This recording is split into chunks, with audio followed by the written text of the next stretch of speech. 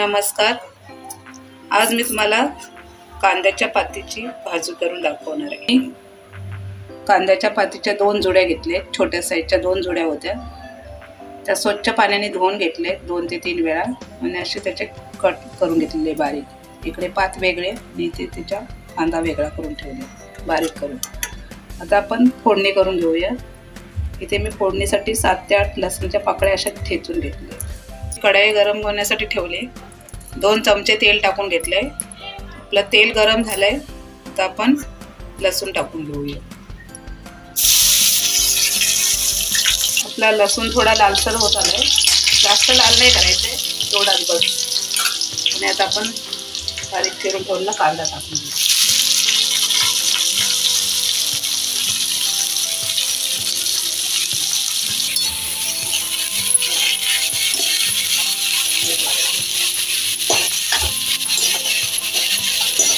आपण 2 मिनिटं कांदा छान असा तेलावरती परतून घेऊया. इथे आपला कांदा 2 मिनिटं मी नरम करून घेतलाय. आता आपण लाल मसाला टाकून घेऊया. इथे घरगुती लाल मसाला टाकते 2 चमचे. तुमच्या मीठ टाकून घेते. तुम्ही तुमच्या आवडीनुसार मीठ टाकून घ्या. थोडीशी हळद टाकते. छान परत मिक्स करून घेऊया. भाजी शिजायला काही जास्त वेळ लागत नाही. थोडी कच्चीच अशी भाजी ठेवायची. जास्त पण एकदम गदगदीत नरम अशी नाही करायची. थोडी 1-2 मिनिटं थोडा कांदा नरम करून घेतला, पाट टाकली का थोडी गॅस वाढवून परतवून 5 ते 7 मिनिटांमध्ये ही भाजी आपली तयार होते. तर मी वरून फक्त शेंगदाण्याचा कूट घालणार आहे. भाजून शेंगदाणे अशी जाडसर कुटून द्यायची. ते टाकायचे. इथे आपली कांदे मसाल्यामध्ये छान परतून झाले. आता आपण ही पात टाकून घेऊया. कांदे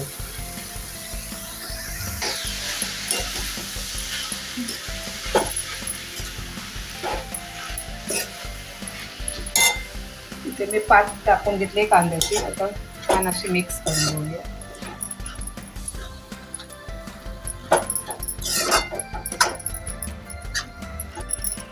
आपली भाजी अशी छान मिक्स करून झाले.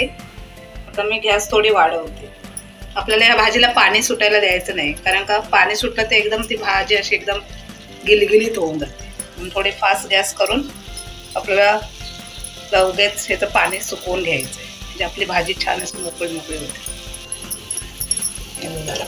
कांद्याची पात नरम असल्यामुळं हे असंच त्याचं पाणी आपलं तयार होतं. म्हणून फास्ट गॅसवरती फटाफट अशी मिक्स करून घेऊ, सुकवून घ्या.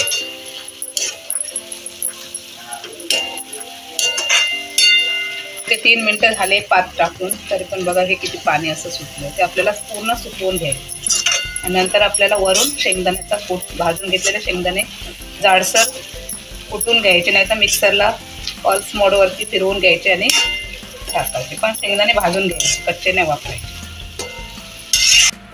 इथे आपली भाजी होत आले. मी आता इथे 2 चमचे मोठे कांदे पोहे आपण खातो ते 2 चमचे शेंगदाण्याचा कूट टाकून घेते.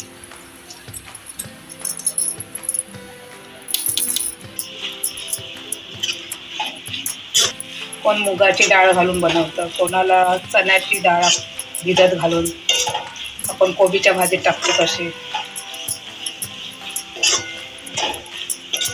किंवा बेसन लावून पण करतात. असे पण छान लागते शेंगदाण्यामध्ये.